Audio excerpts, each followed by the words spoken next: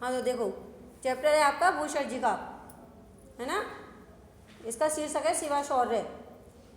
पहले लिखोगे संदर्भ प्रस्तुत पद्यांश हमारी पाठ्य पुस्तक काव्यखंड के शिवा शौर्य नामक शीर्षक से लिया गया है और इसके रचयिता भूषण जी हैं।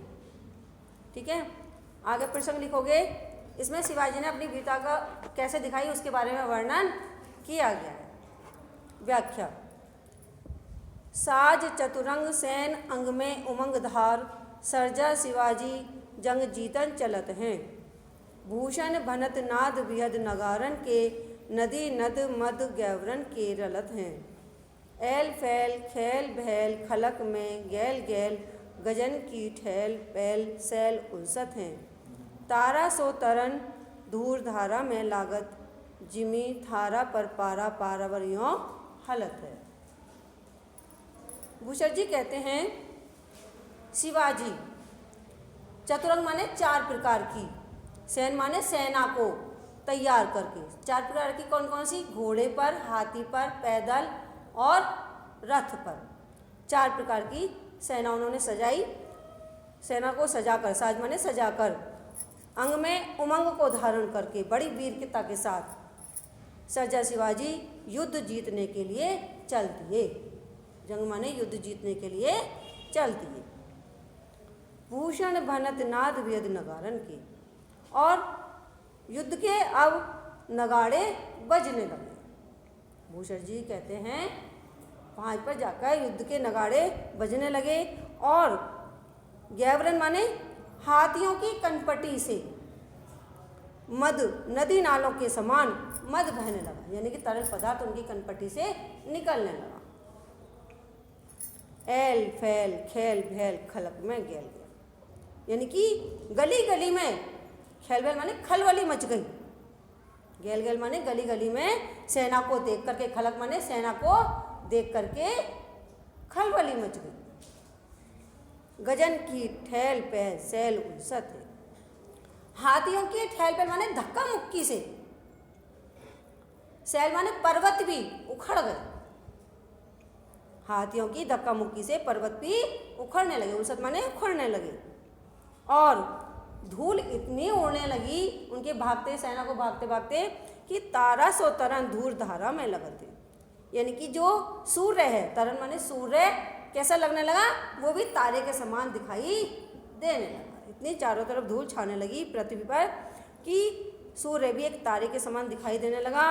और थारा पर पारा पारावर यूं हलते, पृथ्वी इस प्रकार से हिलने लगी, समुद्र और पृथ्वी इस तरह से हिलने लगी जैसे थाली में पारे को रख दिया जाता है, वो हिलता रहता है, उसी प्रकार से समुद्र भी, पारावर माने हिलने लगा, समुद्र भी हिलने लगा। नेक्स्ट, बाने फहराने घहराने घंटा गजन के, नाई ठहराने राव राने देश देश के, नग बहराने ग्राम नगर सुन, बाजत निशाने शिवराज जू नरेश के।